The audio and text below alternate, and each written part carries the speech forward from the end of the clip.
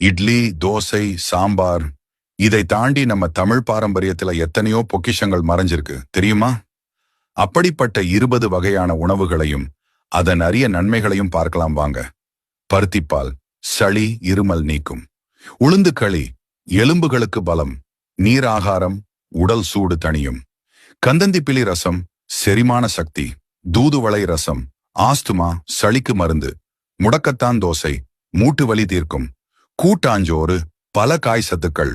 அக்கார வடிசல் உடனடி ஆற்றல். கவன் அரிசி அல்வா உயர் ஆன்டி ஆக்சிடென்ட்.